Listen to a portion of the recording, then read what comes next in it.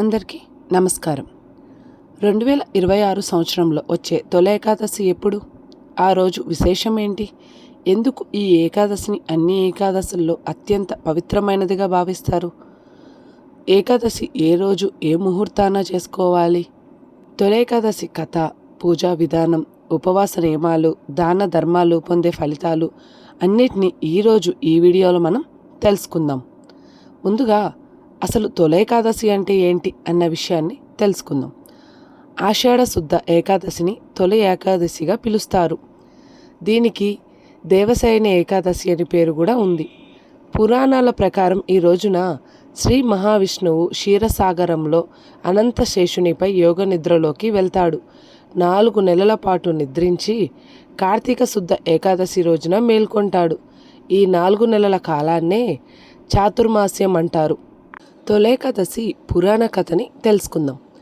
ఒకసారి దేవతలు మరియు ఋషులు శ్రీ మహావిష్ణువుని ప్రార్థించారు. ప్రభు, కలియుగంలో ప్రజలు పాపాలు చేసి కష్టాల్లో పడుతున్నారు.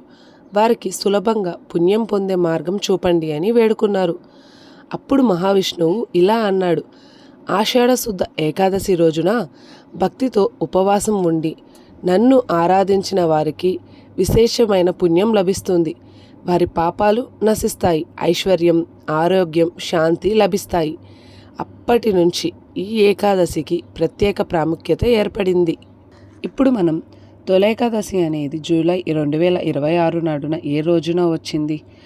అసలు ఏ ముహూర్తాన మనం పూజ చేయాలి? తొలేకాదశి రోజున చేయవలసిన పనులేంటి, చేయకూడని పనులేంటి అన్న విషయాలను తెలుసుకుందాం. 2026 తొలేకాదశి తేదీ 25 జూలై 2026 శనివారం. దీనిని దేవశయని ఏకాదశి లేదా ఆషాఢి ఏకాదశి, తొలి ఏకాదశి అని పిలుస్తారు. ఈ రోజున శ్రీ మహావిష్ణువు యోగ నిద్రలోకి ప్రవేశిస్తాడని పురాణాలు చెబుతాయి. ఈ రోజు నుంచి చాతుర్మాస్యం ప్రారంభమవుతుంది. ఇప్పుడు పూజా ముహూర్తం చూద్దాం. ఏకాదశి తిథి ప్రారంభం 24 జూలై 2026 ఉదయం 9:13 గంటలకి. ఏకాదశి తిథి ముగింపు 25 జూలై 2026 ఉదయం 11:34 గంటలకు.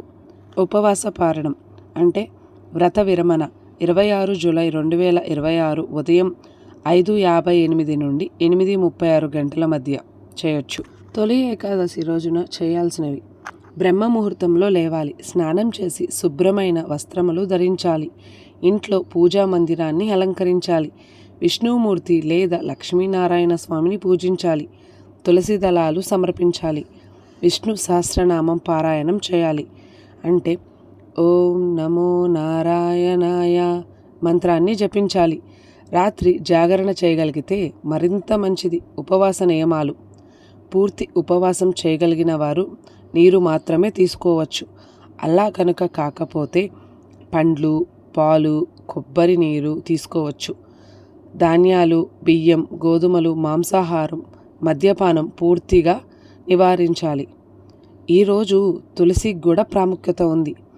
తొలి ఏకాదశి రోజున తులసి దళం లేకుండా విష్ణు పూజ అసంపూర్ణంగా భావిస్తారు. ఒకే ఒక్క తులసి దళాన్ని భక్తితో సమర్పించిన మహావిష్ణువు ప్రసన్నుడవుతాడని పురాణాలు చెబుతున్నాయి. ఈరోజు చేసే దానాలకు విశేష ఫలితం కూడా ఉంటుంది. దానం చేయవచ్చునవి: నీటి కుండలు, గొడుగులు, వస్త్రాలు, అన్నదానం, పండ్లు, తులసి మొక్కలు వంటివి దానం చేయొచ్చు. ఈ వ్రతాన్ని భక్తితో ఆచరించిన వారికి కలిగే ఫలితాల గురించి తెలుసుకుందాం. కుటుంబ శాంతి, ఆర్థికాభివృద్ధి, సంతాన సౌభాగ్యం, మానసిక ప్రశాంతత, విష్ణు కటాక్షం లభిస్తాయని పురాణాలు చెబుతున్నాయి. తొలేకాదశి నుంచి ప్రారంభమయ్యే చాతుర్మాస్యంలో ఎక్కువగా సాత్విక ఆహారం తీసుకోవాలి, భగవన్నామ స్మరణ చేయాలి, దాన ధర్మాలు చేయాలి, ఆలయ దర్శనాలు చేయాలి. అన్ని శాస్త్రాలు సూచిస్తున్నాయి.